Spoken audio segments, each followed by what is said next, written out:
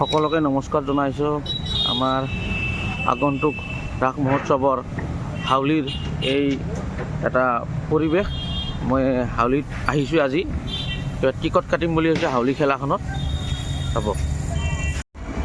এয়া হাউলীৰ প্ৰৱেশ দ্বাৰৰ আপোনাৰ শ্ৰী শ্ৰী ভগৱান শ্ৰীকৃষ্ণৰ অৱতাৰসমূহ ইয়াত আপোনাৰ ইয়াত দেখাব।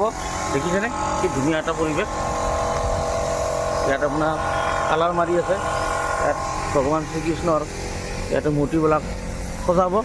ইমান ধুনীয়া এটা পৰিৱেশ চাওকচোন হাউলীৰ।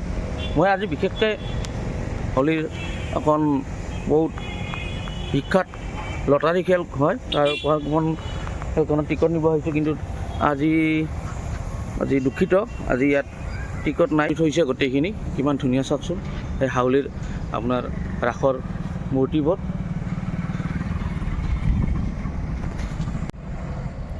দেখিছেনে ইমান ধুনীয়া এটা মূৰ্তিবোৰ। এনেকৈ ইয়াত আৰু কালাৰ কৰিব আছে, কালাৰ কৰিব ইয়াত।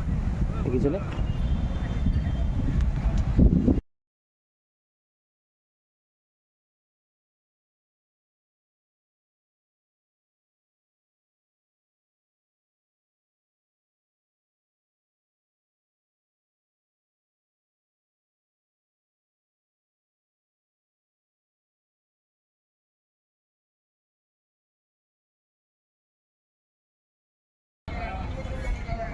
ৰাস মহোৎসৱৰ আমাৰ মেইন মন্দিৰ চৌহদটো কিমান এটা ধুনীয়া লাগিছে। দেখিছেনে ইমান ধুনীয়াকৈ এটা কালাৰ কৰিছে।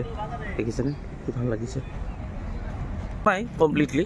দেখিছেনে এয়া আমাৰ শ্ৰী শ্ৰী ৰাধা বিষ্ণু মাৰ প্ৰতিমূৰ্তি এয়া পানীত তুলি আছে আজি আমাৰ ঘৰ। দেখিছেনে কি ধুনীয়া পৰিৱেশ।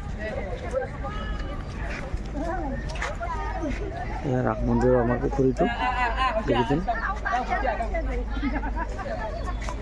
এয়া আমাৰ পানী তুলিছে। দেখিছেনে